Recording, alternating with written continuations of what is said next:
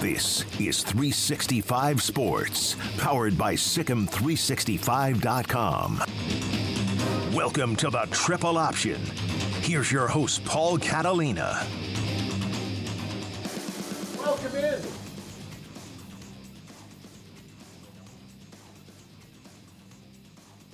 Which means I probably won't be able to hear Steve. Can you hear me? I can barely hear you. We'll figure this out. Hang on. Hold on. We might have to adjust on the fly, Steven Simcox. Hold on.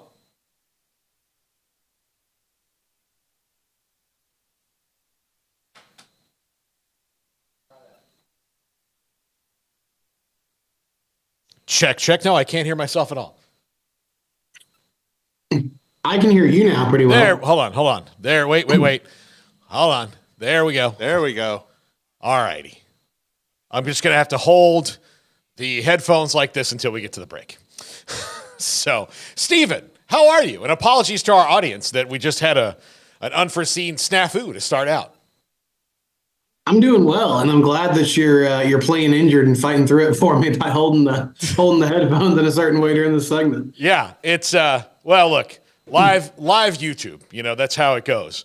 But Steven, it is National Signing Day, my friend, and you unfortunately had car trouble. I hope it's not like the car trouble that you had the last time that we worked together and you had car trouble, which is you hit a deer in the middle of the night.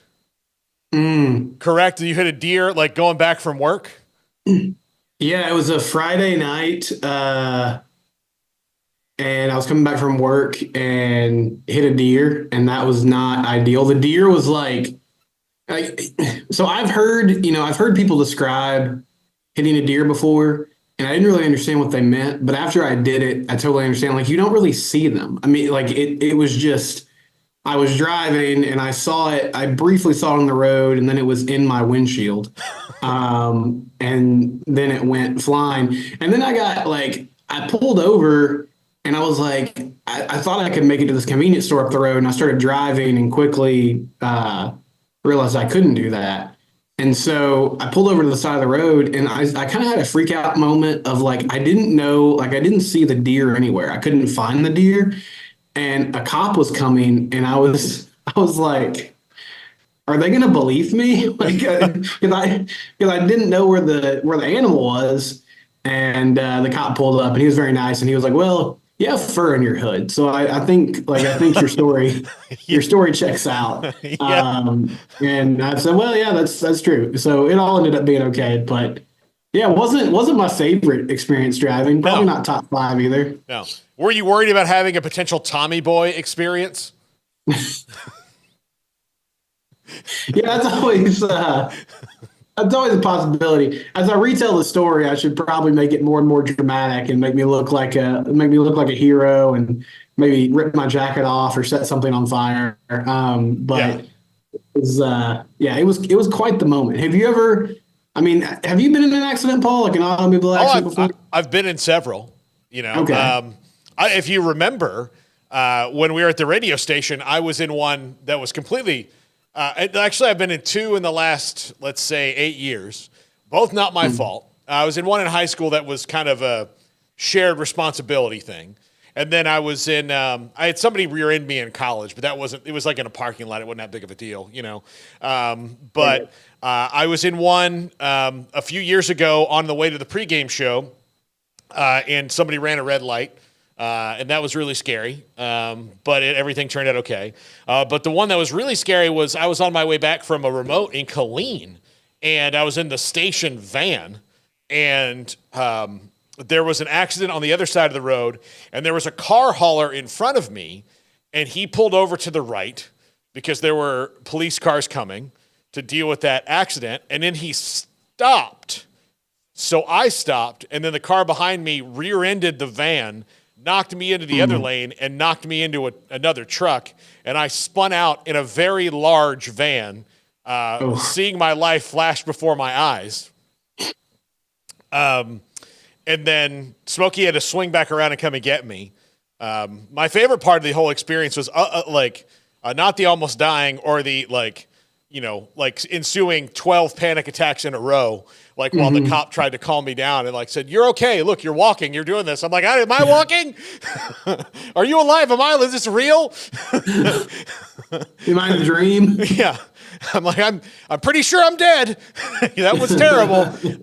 Was the next day when we loaded all the things we could from the van into Smokey's car, getting yelled at by our owner and our handyman because there was still stuff in the totaled car. And I was like, "Hey, man, I was just happy I wasn't dead." So yeah. that was all the people involved were okay. That's the main thing we should be worried about at the moment. No, he's like, "Hey, I told you to get everything out." I'm like, "Yeah, I was just happy I didn't crap my pants." So yeah. like that was the first thing, not dead. Second thing, pants clean. Third thing, like, okay, let's figure out how to get home. So yeah, it was, but they're not like, they're terrible. Like, it's just a terrible thing. And like, especially like you were alone, right? So yeah, there was just no chance of that. So, like of you like turning, like, I guess it's maybe better to be alone so you don't have to worry about another person, but yeah, man. But I'm sorry about your car trouble now. That's always a pain in the neck. It's okay. Yeah, it's just it's life stuff. How are we doing on National Signing Day, Paul? Is this one of the busiest days of the year for you now with all your coverage of national college sports? It is busy because I'm constantly having to check things, and because we've gone national, I don't really have a grasp as much on Baylor's classes yet because I'm trying to study everybody else's, So, right. You know what we're going to do? We're going to break really early so I can fix this headset issue and then talk to you because this is driving me nuts. So we're going to break right here. We'll come back in 60 seconds, and then I'm going to fix this deal, and then we'll talk in earnest about National Signing Day. This is the Triple Option on 365 Sports. If your business is like most, you need things done quickly. But if you're still tying your critical applications together on multiple shared public networks, you've probably been feeling the slowdown. And that's no good for business. A private UPN fiber network can get you and your business moving at the speed of light. Whatever you need, we can build it. Internet, Metro Ethernet, Waves, dark fiber. We deliver custom private networks and are focused on business customers only.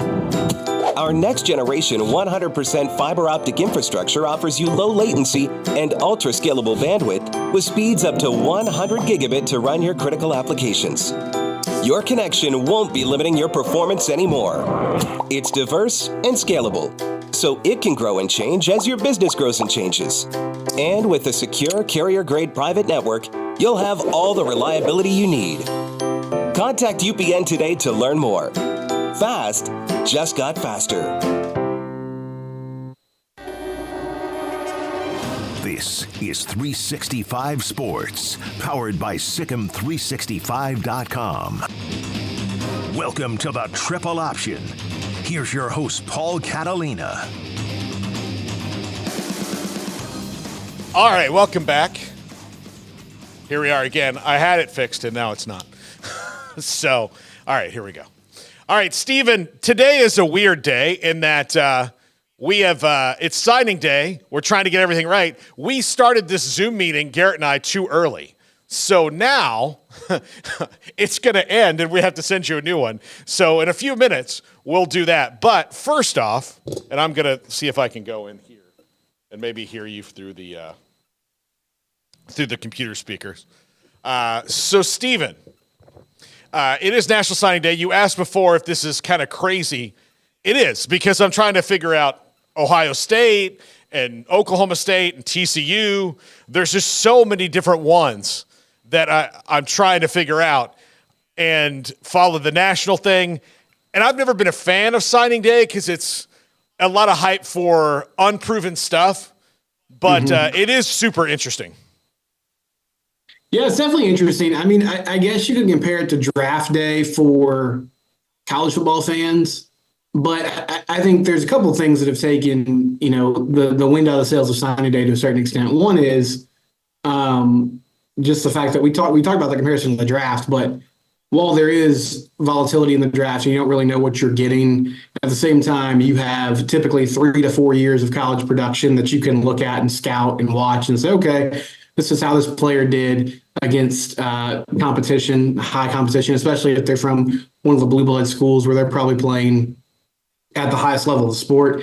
And that's not necessarily the case with high school. There's just so many variables that go into scouting these guys. And I think scouting has gotten more efficient and precise and better than it's been in a long time, or historically it's ever been, but there's still just a lot of things you can't account for. The other reason is, I mean, the portal has just become such a huge part of our world now. And in some sense, it's more exciting to get a player, whether they were productive at the G5 level or former 4 or 5 star that ends up at school X and then it doesn't work out and they change schools. You can kind of assess like, okay, this guy's coming in to take this position or fill this hole on the roster. And so there's more immediate gratification with it. And then there's also the problem, Paul, of like, you just don't know. I mean, it's nice to get excited about these guys, but we see players transfer all the time now after 1 season or 2 seasons. And so it's just really hard to kind of get emotionally attached to specific players in these high school classes, because you're always sort of wondering, okay, if you get sideways with that player or their family, or if they don't get as much playing time as they expect in year 1, what's going to happen? Is the other shoe going to drop? Are they going to move on? And so it's really changed how we approach high school recruiting, to the point that I've even had some people on my podcast, like when I've done videos this week, and I don't totally agree with this opinion, but I understand it from fans why they would think this, that are like, is high school recruiting that important anymore? Now, I still think it is, because if you're going to build a roster, like, you have to do it consistently with good classes and high school ranks, and you supplement, you know, the immediate issues that you have with the transfer portal. But I think it's more exciting for fans to kind of look towards players that have experience or previous production that they can bank on, as opposed to guys that are just coming straight out of high school. And even if they're enrolling in the spring, like, how much of an impact are they going to have on this team right now? Yeah, absolutely. It's a weird thing to all of a sudden have to change, but it is also important that you have a roster built with guys who come up in your program. Look, in the pros, you can't win with all free agents. Sometimes, like, you have a Marlon Citrusaway, but most of the time it's core players who come up through your organization. It's got to be that same way in college. Yeah, it definitely does. I mean, you can't build the play, not transfer. That's why it's super interesting to see, like, what Colorado's doing. And I know we talked about that a lot this past year. And ultimately, like, they were improved. They still finished 4-8, but you could see the strides that they made in year 1 under Dion. And they're getting better, and they're definitely more talented, but they still have to get better in the trenches. They're still trying to build that thing. And again, like, he's doing that mainly through the portal. Like, I know he landed that 1 5-star offensive lineman about a week before signing day, which was a big get. But his high school ranking, at least according to 247 Sports, is like 67th. And it's a small class because they're still going heavy, like, with the free agents, with the portal players, trying to immediately increase the talent on the roster. But it's just tough to think about how sustainable that is. And it's especially interesting with Colorado when you consider there's so many questions and just uneasiness, unsettledness about how long is Dion going to be there? Like, is he going to bolt as soon as Shedeur is able to go pro? Like, what's that going to look like in a few years? And if you've kind of built the roster with just mercenaries who are there for a season or two and then they're moving on, and then he moves on, well, then what does that mean for the program moving forward? Now, I get it. Like, that was still the right decision by Colorado, and he's definitely got them going in a positive direction. It's just a fascinating experiment to watch. But both have to be true if you're going to be good and consistently good. And I'm not sure anybody has really struck that balance in a great way yet. Like, there are schools that have been able to stay consistent and been really good, but I think you're seeing some of the up and down, especially like in the middle of college football, because of the new way that they're acquiring talent. Yeah, absolutely. This is the day where it gets exciting, where you see the flips. Florida State lost KJ Bolden, who's been committed since August to Georgia. That was a bummer, but, I'm just happy as a fan that they're swimming in that water again. It was so long where they weren't, and it was really annoying. But I look around, like, the top lists, and there's a couple of teams that jump out to me as, like, Miami, Auburn, Florida, who have been bad or mediocre that have good classes, and the pressure's going to be on their coaches to deliver on these. No, they definitely are. I mean, Miami to me is the most intriguing out of those because, I think Mario Cristobal's a good coach, but at the same time, at least from a game management standpoint, like we saw the complete meltdown against Georgia Tech this year. They had the really encouraging win against A&M, and they couldn't quite keep that momentum. But, he's still in kind of build mode. So I think they can get to a place where they can be consistent, but there's also questions about like the ACC and what does that look like moving forward. And then He fell off. Okay. All right. We're going to go to break right now. When we come back, we're going to have this all fixed up and everything will be glorious. Sorry about the technical difficulties today. It's our last day, my last day before the holidays. So I've got a little bit of short timer syndrome, I guess. This is the Triple Option on 365 Sports. If your business is like most, you need things done quickly. But if you're still tying your critical applications together on multiple shared public networks, you've probably been feeling the slowdown. And that's no good for business. A private UPN fiber network can get you and your business moving at the speed of light.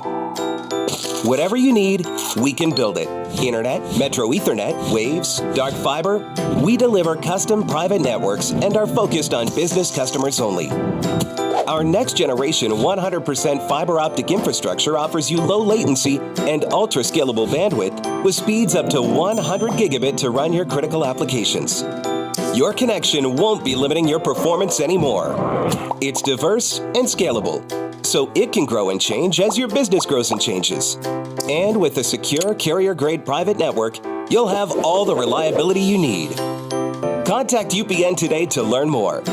Fast just got faster. If your business is like most, you need things done quickly. But if you're still tying your critical applications together on multiple shared public networks, you've probably been feeling the slowdown. And that's no good for business. A private UPN fiber network can get you and your business moving at the speed of light. Whatever you need, we can build it. Internet, Metro Ethernet, Waves, dark fiber. We deliver custom private networks and are focused on business customers only. Our next generation 100% fiber optic infrastructure offers you low latency and ultra scalable bandwidth with speeds up to 100 gigabit to run your critical applications.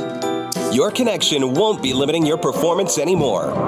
It's diverse and scalable, so it can grow and change as your business grows and changes. And with a secure carrier-grade private network, you'll have all the reliability you need. Contact UPN today to learn more. Fast just got faster. If your business is like most, you need things done quickly. But if you're still tying your critical applications together on multiple shared public networks, you've probably been feeling the slowdown. And that's no good for business. A private UPN fiber network can get you and your business moving at the speed of light. Whatever you need, we can build it. Internet, Metro Ethernet, Waves, dark fiber. We deliver custom private networks and are focused on business customers only. Our next generation 100% fiber optic infrastructure offers you low latency and ultra scalable bandwidth with speeds up to 100 gigabit to run your critical applications. Your connection won't be limiting your performance anymore. It's diverse and scalable, so it can grow and change as your business grows and changes. And with a secure carrier-grade private network, you'll have all the reliability you need. Contact UPN today to learn more. Fast just got faster. Baylor alumni are more than 160,000 strong. When we all join hands to support our university, we don't just move the needle, we move mountains. Working together, we create life-changing opportunities for students on the field, in the classroom, in the laboratory, and in life for generations to come. So get connected. Get involved. Learn how at Baylor.edu/alumni. Stepping into the boots of a U.S. Army officer can add confidence and leadership skills to your son or daughter's career path. See all the things they can achieve in our boots at GoArmy.com. U.S. Army Waco Recruiting Company, 254-598-8131 or 254-776-1543. Pizza, burgers, and Bears football. There's no place around Waco that serves them all other than Bubba's 33. Come show your green and gold and enjoy some of Waco's best food and beverages while watching your favorite team, the Bears. When real Bears fans get hungry, Bubba's 33 is the #1 spot for ice-cold drinks, hand-stretched, stone-baked pizzas, and bacon-infused burgers. Join us for indoor or patio dining. Bubba's 33, Waco's restaurant and proud supporter of Baylor Bears football. Sick 'em, Bears. Baylor alumni are more than 160,000 strong. When we all join hands to support our university, we don't just move the needle, we move mountains. Working together, we create life-changing opportunities for students on the field, in the classroom, in the laboratory, and in life for generations to come. So get connected. Get involved. Learn how at Baylor.edu/alumni. Stepping into the boots of a U.S. Army officer can add confidence and leadership skills to your son or daughter's career path. See all the things they can achieve in our boots at GoArmy.com. U.S. Army Waco Recruiting Company, 254-598-8131 or 254-776-1543. Pizza, burgers, and Bears football. There's no place around Waco that serves them all other than Bubba's 33. Come show your green and gold and enjoy some of Waco's best food and beverages while watching your favorite team, the Bears. When real Bears fans get hungry, Bubba's 33 is the #1 spot for ice-cold drinks, hand-stretched, stone-baked pizzas, and bacon-infused burgers. Join us for indoor or patio dining. Bubba's 33, Waco's restaurant and proud supporter of Baylor Bears football. Sick 'em, Bears. Baylor alumni are more than 160,000 strong. When we all join hands to support our university, we don't just move the needle, we move mountains. Working together, we create life-changing opportunities for students on the field, in the classroom, in the laboratory, and in life for generations to come. So get connected. Get involved. Learn how at Baylor.edu/alumni. Stepping into the boots of a U.S. Army officer can add confidence and leadership skills to your son or daughter's career path. See all the things they can achieve in our boots at GoArmy.com. U.S. Army Waco Recruiting Company, 254-598-8131 or 254-776-1543. Pizza, burgers, and Bears football. There's no place around Waco that serves them all other than Bubba's 33. Come show your green and gold and enjoy some of Waco's best food and beverages while watching your favorite team, the Bears. When real Bears fans get hungry, Bubba's 33 is the #1 spot for ice-cold drinks, hand-stretched, stone-baked pizzas, and bacon-infused burgers. Join us for indoor or patio dining. Bubba's 33, Waco's restaurant and proud supporter of Baylor Bears football. Sick 'em, Bears.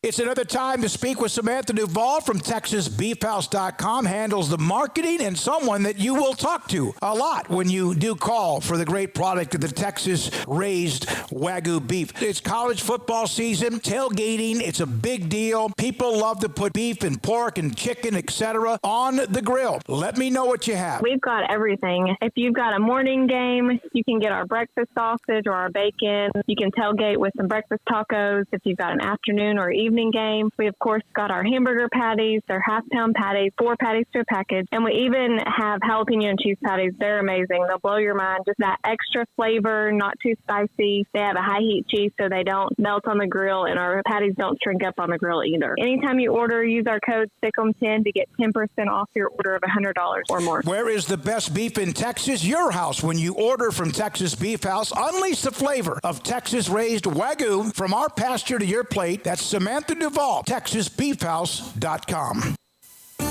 There are 26 letters in the alphabet, over 600,000 words in the dictionary, and just 3 of them said together can change everything.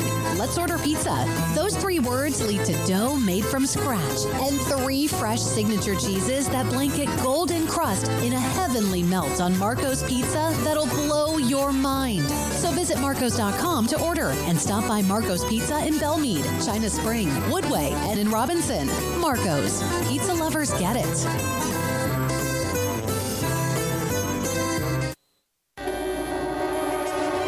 This is 365 Sports, powered by Sick'em365.com. Welcome to the Triple Option. Here's your host, Paul Catalina. Okay, we're back. I can hear now. We can see Steven. The meeting's not ending. This was fun, huh? Steven, I feel bad for dragging you down into this maw of unprofessionalism. Well, I feel bad because I feel like my Zoom situation has caused all this, but I think, I don't know if you guys could send me a certificate. I know Christmas is coming up, so things are, it's hard to get things shipped out and mailed out, but I think I do deserve an award for most commercial breaks in the first 25 minutes. Yes. In triple option history. And anyone who stayed with us, God bless you. Yeah. God bless you. As a matter of fact, this is just been a disaster, but now we move forward. But what else are you going to do? If you were watching on YouTube at 1 p.m. in the afternoon, this is what you wanted. And so, sometimes we got to work a little bit. That's okay. So to let you know what happened, our Zoom account on the computer we Zoom from signed out. Yes. Garrett and I are unfamiliar with that password. Very So unfamiliar. we had to sign in a different way, and that took a minute because Zoom, and after some consternation and things in their system, constantly resets your password. So I couldn't get back into mine until I reset my password. And so it's been an adventure. But now we can talk about National Signing Day and what's going on. And Stephen, it's not surprising the top 4 or 5 classes, who they are, who's in there, it is surprising to me to see, schools like Florida be in the top 15, given how much they've struggled. Now their 3 biggest recruits have yet to commit. So, or to sign, they've committed. Michigan is at 16, a little low for them. I was kind of surprised for that right now as far as their recruiting ranking. But again, all this doesn't really matter as much because you can, what you miss on, you get in the portal, and it can probably help you faster in a lot of regards, especially when you're talking about depth pieces in that, Georgia has, 4 or 5 star commits. Maybe 1 or 2 of them will contribute to Georgia in 2024. Yeah, I think it definitely means less than it used to. Let me ask you this, Paul. Which school? Because we talked about Miami before everything kind of went haywire, and they feel like the university that I know early 2000s that was the place for college football, but more recently that feels like the school that has benefited the most from NIL and from a recruiting standpoint, as far as bringing in big time players. Is it them? Is it Ole Miss? Whether it's portal or high school recruits, which kind of, aside from the typical suspects that we know are going to bring in top 5, top 10 classes every year, which university do you think has been benefited the most from the rule change and their ability to just kind of money whip folks in the new world that we live in? I do think right now, as we currently stand this week, it is Ole Miss. Because Ole Miss, what's their history? 2 Mannings, a couple things here or there. Like, they haven't won an SEC title. Like, I don't know if they've ever won the SEC, to be quite honest with you. They haven't, no. Yeah. So Ole Miss has never won the SEC.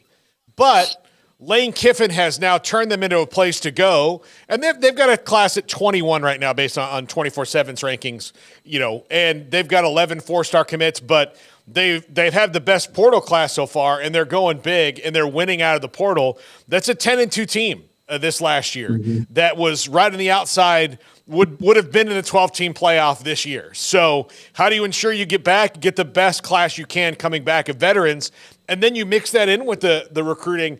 He is making Oxford a place to be where it never really has before, So, look, Ole Miss is synonymous with Archie Manning, right, and the Manning family. But two of the Manning quarterbacks didn't go there. Peyton went to Tennessee, and right now, currently, Arch is the future at Texas. So I think part of that, at least like when you can't guarantee the legacy of legacies every time, is because they've never won before.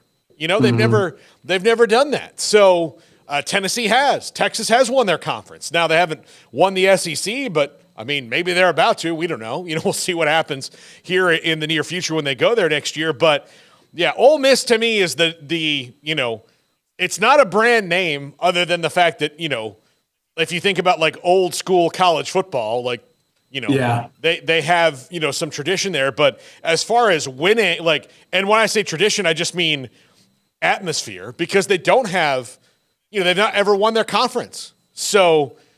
Right. Well, and I think too, the part of what they're doing now, at least I've heard, is that with the unbalanced schedule and kind of the rotating nature of it, they're looking at this 2024 schedule, and I can go through it real quick. Their non-conference slate: Furman, Middle Tennessee, at Wake Forest is their test, quote unquote, in non-con, and then they play Kentucky, South Carolina. They have to go to LSU. They get Oklahoma and Georgia at home. Those are going to be tough games, but they're in Oxford. At Arkansas, at Florida, and then the Egg Bowl. And this is kind of the new world we live in now, Paul, with the rotating schedule, is they looked at this and they thought, okay, there's a path for us to get to the 12-team playoff with the way our schedule is constructed. We get some big-time home games and then pretty manageable outside of that. So tell the boosters, like, this is the offseason to spend big in the portal. This is the one where we write the checks and we go get the players and we try to build this thing and make it great.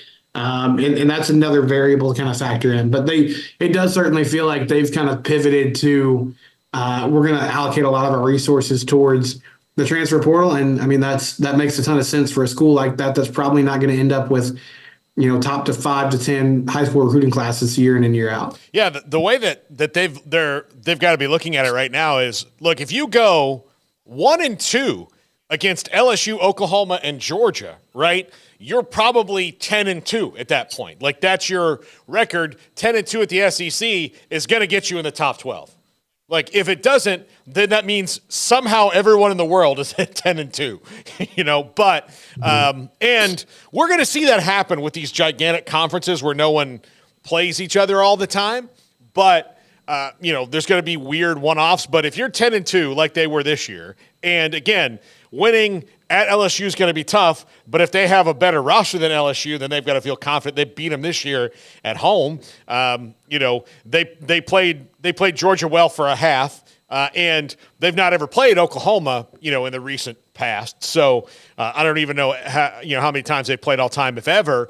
But yeah, those are teams that you can, if you go 1-2 against them, you should not lose to Kentucky or South Carolina or Florida or Mississippi State in their current construction. So that's the one that's surprising to me that, they are, but that's a credit to what Lane Kiffin has done. It's like, look, you can, now that the rule change allows you to make any place cool or to make a formerly cool place cool again in a short amount of time.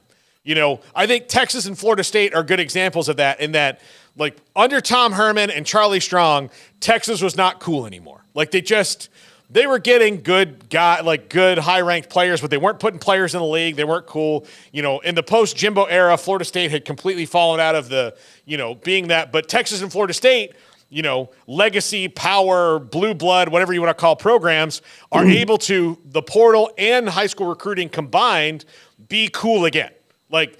So there is multiple paths to cool, and you can shortcut it now as opposed to having to say give a guy 5 years and let him get his guys in there. That part of it is over now, right? So, and I think the interesting thing with Texas too is you're right. They have made that place cool again, and they still have a swagger and a mystique. But I almost think Sark, he kind of dialed it back. And what I mean by that is he went after the right type of players. Mm-hmm. It was okay, we know we can get skill guys. We know we can always go get a big time wide receiver. We have to get better up front. We have to start mauling people again. We have to get more physical. We're going to pay these offensive linemen. We're going to get some more beef, and we're going to be a team that pushes people around again.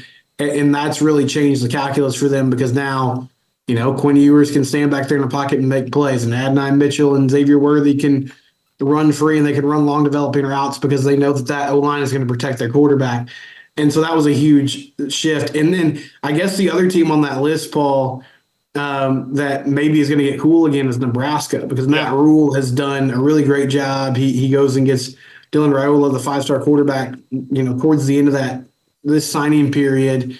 And all of a sudden, they look like a team again that might have some of that black shirt mentality back with a new vibe. But it's also funny to me that, and Rule mentioned this, he talked about what it costs to go to a quarterback, but he also talked, Paul, about how everywhere he's been, he's had really good defenses and not necessarily dynamic offenses. So I know there were family ties with that. I'm sure there was a big monetary tie with him choosing Nebraska, but it's interesting that he's going to a place with a head coach who's not exactly known for churning out quarterback talent. Yeah. By the way, Nebraska, another player they signed who is not a legacy at Nebraska, but he's he's got a very famous father, would be Willis McGahee's son. Is a defensive 6'1", 225, right now listed as a defensive end. So I thought that was interesting as I looked at their class. But yeah, Dylan Raiola changes a lot of things. If they start to win there, especially if Dylan is the quarterback at any point next year and they start to win, which I think he has a great shot at doing. It's never ideal to start a true freshman, but when you're the number one ranked quarterback in the country, Peyton Manning started. If you're the next Peyton Manning, then you're probably going to start. So I don't know if he's that. We'll see what happens, but he's well reviewed from all over the country. So I think it'll be interesting to see. And his high school, KJ Bolden was at his high school, Buford. He's there. They had that's a school that just churns them out of big time talent. But Matt Rule can. The other thing about Nebraska never lost its fan support. It never lost that. And so they just had poor leadership. Now it appears that they have, unified leadership, president, athletic director, head coach, which is really important. And you've got a coach in there who knows how to build. I don't think Nebraska ever fully embraced the fact that they weren't just in a refresh mode. Some schools Georgia could be 9-3 next year, which they're not going to with Carson Beck, but Georgia could be 9-3, hit the old refresh button on the browser, and then they're 12-0 again, because, just of how things happened, these kids are too young. They're not big and strong enough yet, lost to the better teams. Nebraska never fully embraced until Matt Rule got there. We're not in a refresh mode. We're in a total rebuild mode. This is from the ground up. And I don't think they ever really thought that. I don't think Scott Frost actually believed it when he got there, which is part of his problem, other than, late game coaching and weird decisions in Ireland and things like that. But they have embraced it now. And when you can go get, a 5-star and 3 4-stars, which they've done today, or 4 4-stars, and then peppering your lineup with 3-star guys who they were not really getting before. They were not recruiting to a very high level. This opens the door for them to be really, really, really good. And not only that, Nebraska was at its best when it was recruiting nationally. So now they got 5 guys from Florida, 5 guys from Texas. They got 1 from Georgia. That's Raiola, although he could technically be from Nebraska considering his roots. But like they're going around like. They have reestablished those pipelines. A little surprised on like they haven't gotten into California quite yet, but that is something that they'll probably do as well because back in the Tom Osborne glory days, they were in Texas and Florida and California like you would not believe. Tommy Frazier's from Bradenton, Florida. You know, the greatest player in Husker football history probably is from Bradenton, Florida. You know, like some of those guys were, you know, like a lot of the linemen were big Nebraska corn-fed, you know, beefy dudes, but the skill guys, you know, were all from somewhere else. You know, I think Amon Green's is Amon Green from Texas? I think Amon Green was from Texas. I'm not sure. Yeah, but you know, like guys like that were all from somewhere else, and they went out and recruited nationally well. So he's from Omaha, Nebraska. Never mind, that was an in-state get. But yeah, so they used to get guys from all over the country, and that made their team better. So yeah, they're doing that again, and you see more teams. Recruiting is more national for everybody now. I think it's even for schools like Texas A&M signed a quarterback from Massachusetts today. When would that have happened in the old world where A&M signed a quarterback from Massachusetts? You know? Yeah, it's a wild time. I mean, I think even for if you're in Texas, if you're in Florida, you can throw Georgia in this too. Yeah, you could put together a good recruiting class with 80% in-state kids. Like you could put together a good recruiting class, but if it's going to be nationally recognized, then you're going to have to, like even teams in those states are going to have to dip more into different areas of the country and have coaches on staff that have, you know, roots everywhere and contacts everywhere. And that's a perfect example. I mean, people in College Station, I don't think ever thought they'd be looking for a signal caller in Massachusetts. But that's the way of the world. And especially now with all the like magnet schools and all the transfers we see at the high school level. I mean, like with Dylan here, we were talking about a minute ago, like there's not really one place that he's necessarily from. He's kind of been a couple different places in his high school career. And so it's a business that is nationwide, and you have to be ready to go to every region to go get the players that you need to get this done. Yeah. Ohio State had a huge day, and that's not a surprise. They got the number 1 player in the country in Jeremiah Smith, who thought about changing to Miami, maybe even Florida State right down to the wire. But, you know, I do think, like, some of the things you're seeing are evident. Like, you know, Miami and Florida State try to go after the number 1 wide receiver in the country, and both those places are probably great places for any wide receiver to go. But when you have to, all right, are you going to get me the NFL? Sure we can. Absolutely. Look at all the guys that have been in the NFL and be like, Marvin Harrison Jr. is probably going to be the 3rd pick in the draft. You know, Jackson Smith and Jigba just caught the winning touchdown on Monday Night Football. Garrett Wilson. Golly, I mean, there's like 7 Ohio State guys out there in the NFL right now that are all huge talents. And so you're not going to get nobody was going to get Jeremiah Smith but Ohio State. Like, unless he just hates it in Ohio because he's from Miami and decides it's too cold up here, he's going to be there, and he's going to be their next stud.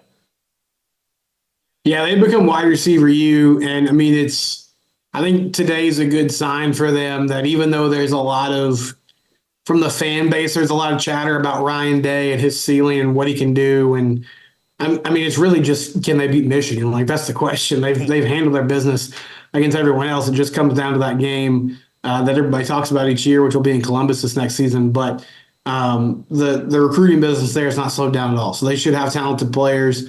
And I think it's just about continuing to establish a culture, because that's what, like on the other side, that's what Harbaugh has done some well. Like, they have a clear identity. They're physical. They're going to run the ball. Their quarterback is talented, but he's not necessarily the star of the show. And I don't know if I can quite say the same thing for Ohio State yet, but they're still bringing in the type of players they need to compete with anybody in the country. And we saw that a couple of years back in Georgia when they took that incredible Georgia team to the wire on the college football playoff. Yeah. Probably should have won that game. Yeah. Look, who were we talking to this? I guess it was Royden, right? The other day, or Jacob. And Ryan Day is the best coach, is one of the best coaches in the country, except for 3 hours a year. Yeah. Just when he plays Michigan, he's not one of the best coaches in the country. For whatever reason, for those 3 hours a year, he's not as good.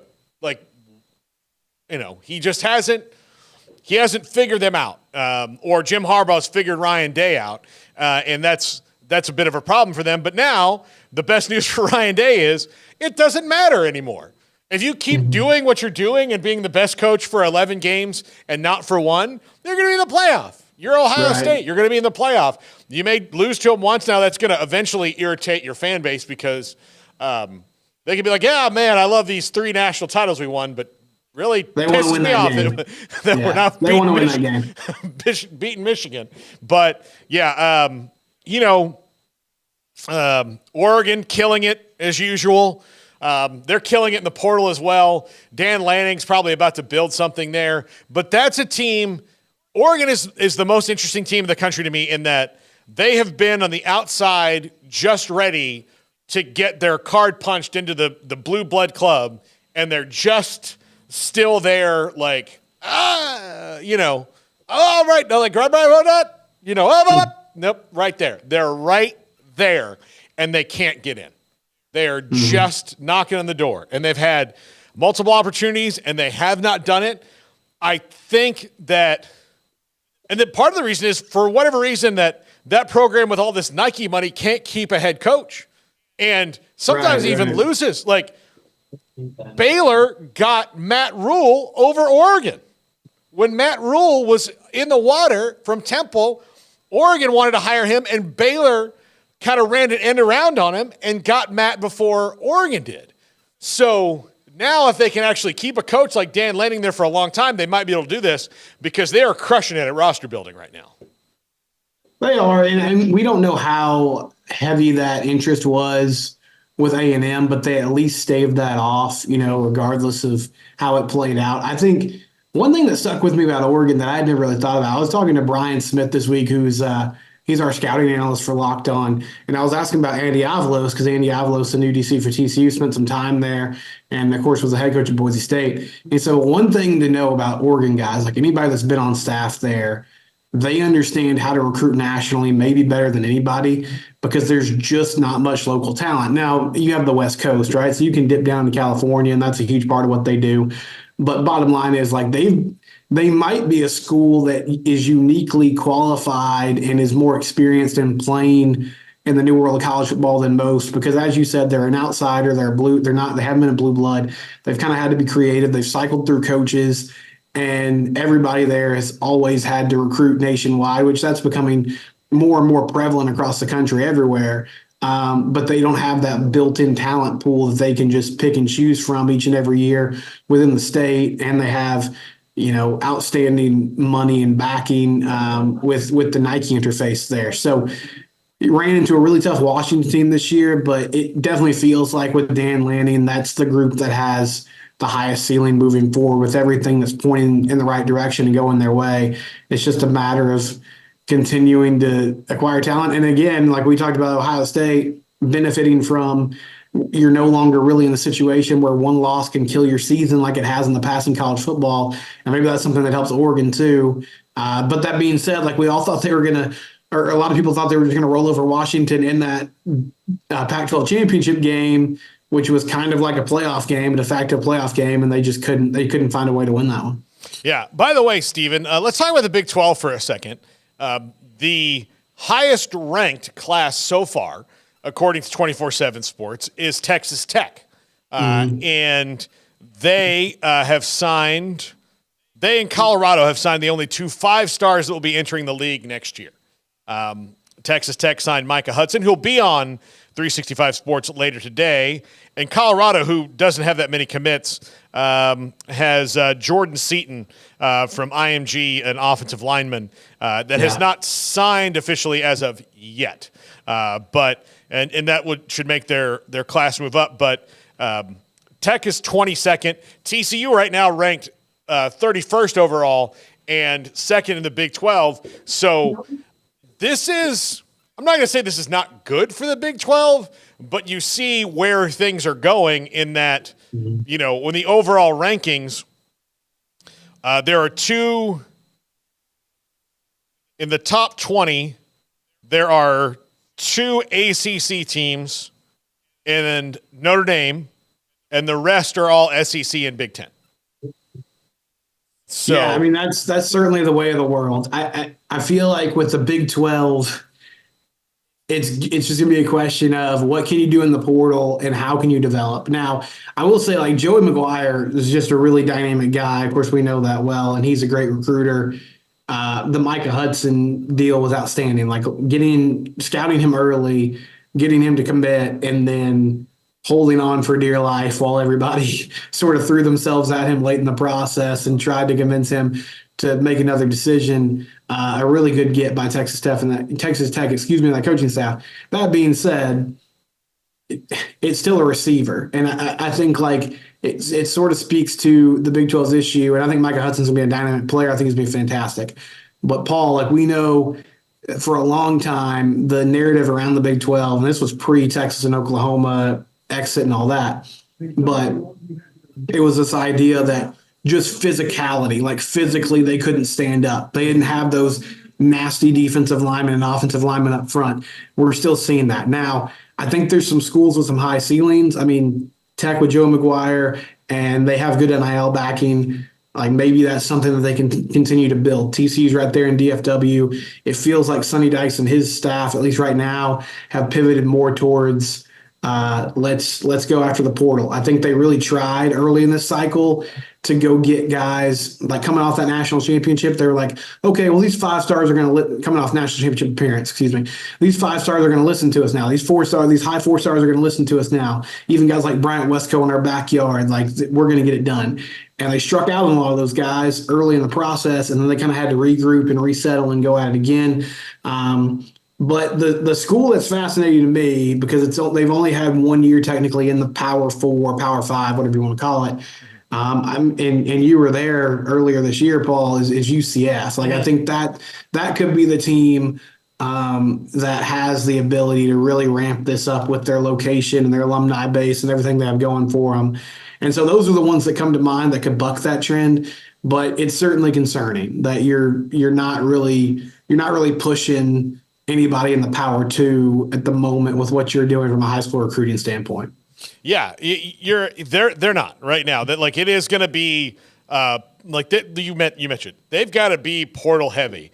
Now, look, did you ever think you'd see a day where Kansas has a recruiting class that is 6 spots above Oklahoma State?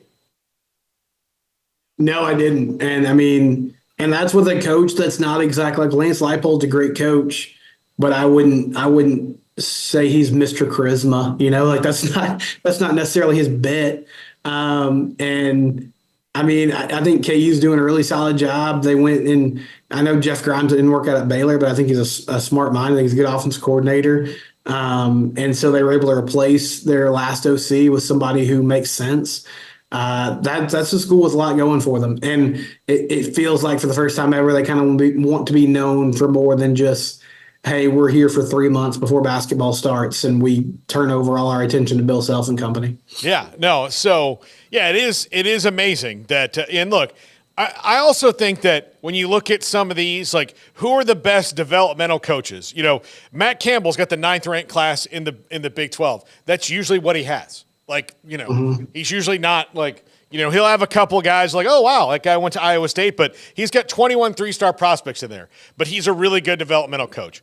Mike Gundy, 16 kids signed, 17 committed, no 4 and 5 stars going to Stillwater. Like, that's not happening there, but he's a really good developmental coach. And I do think that they're probably going to go big in the portal this year, especially when they figure out what they're doing at quarterback. You know, Utah is 12th right now, and Kyle Whittingham has just won, he won 2 of the last 3 Pac-12 titles. So this is not a guy who's a slouch. So sometimes these things can be deceiving. Kansas State's at 13th. Well, Chris Kleiman, classically good all the time. So, what does it mean, though? You know, I know that, like, they have with all those guys, it's like I totally agree with you. But with all those guys, I think you're also talking about programs and teams that have a distinct ceiling. Mm-hmm. Like they can be good. They're going to be better than their numbers say. They're going to win a lot of games, make a conference title appearance, possibly win a few conference titles, like in Kyle Whittingham's situation. But then it's still like when the rubber meets the road, and now an even tougher road because there's easier access to the playoff. But now instead of winning one game or two games on a neutral field, I got to potentially go on the road and beat a really good team to get to the next round. But yes, you're totally right. I mean, there's a path to being solid and being consistently good with those types of numbers. And I think even more so in the new era of college football in the portal. But it also feels like there's a pretty drastic cutoff between that and the teams that we're talking about that are playing in national title games. Yeah, no, it's very true. And look, there's some of these teams like Arizona just had a great season. They're ranked 50th overall. That's great for them because they weren't in the top 50. That's for sure for the last decade. So sometimes you're going to look at things differently. But this is about for the Big 12. It's also going to be to get better. You're going to have to get in the playoff, and you're going to have to beat those teams. Just going to have to beat them. So when let's say next year that Kansas State gets in the playoff, they're the Big 12 champ. Just off the top of my head, that's who it could be, or Utah. Utah's been there. So it's Kansas State or Utah. They're in there. When they play Oregon or Washington or Texas or whoever, they just got to beat them. I mean, that's all they're going to have to do. That's the only thing they can do to start, turning the tide. We're oh, hey, okay, you can beat those teams because the resources are all other places. And, right now, the fact that there's 3 ACC teams in the top 12 with Florida State, Miami, and Clemson, all 3 teams who probably all want to leave that league, but is just a testament to how many resources that they're shoving towards football and probably away from a lot of other things. But it is very telling that, you don't get to a Big 12 team until you get to 22 on these rankings. You don't get to another one until you get to 30, 31, and 32 with TCU and UCF. And then it just gets further and further down the list that they're not winning the big 4- and 5-star things. And the only reason that Tech is ranked that high is because they do have, one of the best wide receivers in the country in Micah Hudson, who everyone wanted. So because they got him, and hopefully they can hold on to him for 3 years and win with him, and he doesn't go in the portal, that can help the Big 12. But right now, the writing's on the wall. It's the Big 10 and the SEC, and then, a couple of others who just might so happen to be long-time, successful brands outside of other conferences. Right. And I mean, you would think it would only get tougher with Texas and Oklahoma now part of the SEC because we saw the bump that Texas A&M got, and that partly coincided with NIL too. But we saw the bump that they got when they made that change in conference affiliation. Bottom line is, that's yes, we can complain about the lack of depth there, that not every school in the SEC is the school that is playing for national titles. There's some schools there that aren't pulling their weight, but that's the conference that's churning out NFL talent on a consistent basis. That's the conference that's winning national titles, playoff games.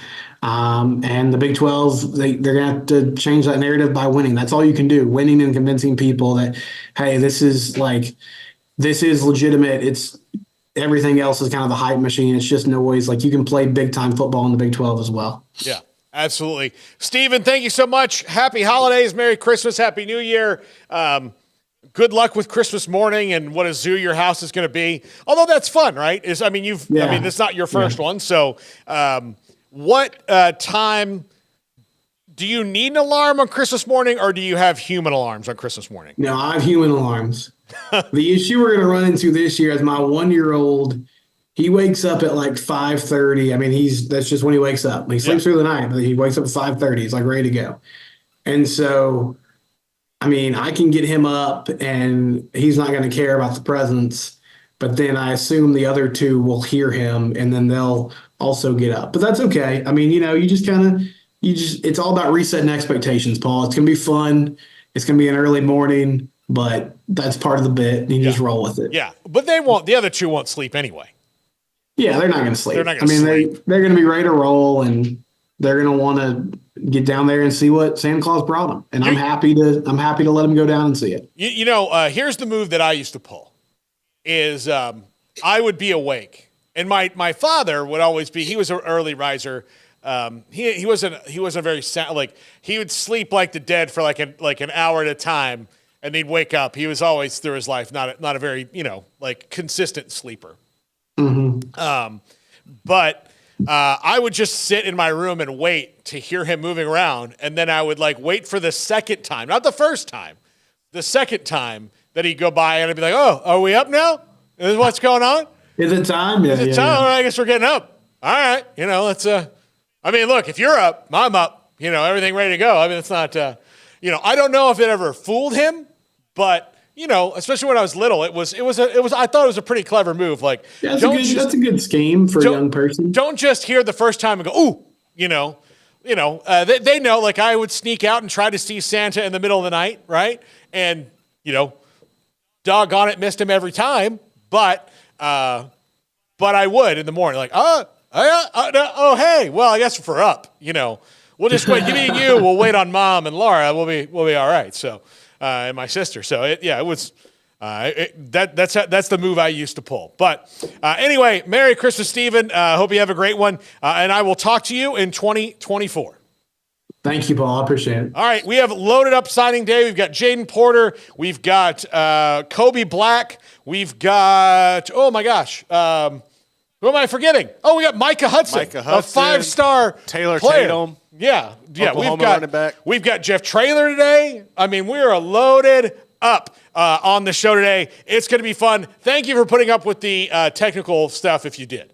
It was weird. We did sometimes you have things you don't anticipate, like the headphones stopping working and the Zoom stopping at the same exact time. I won't take the headphones. I'll take the Zoom. That's the Zoom's on. Well, the Zoom's not even on you. Like, it's always logged in. It just logged itself out. Somebody changed the password. It happens. Anyway, that's going to do it for us. This is 365 Sports. If your business is like most, you need things done quickly. But if you're still tying your critical applications together on multiple shared public networks, you've probably been feeling the slowdown. And that's no good for business.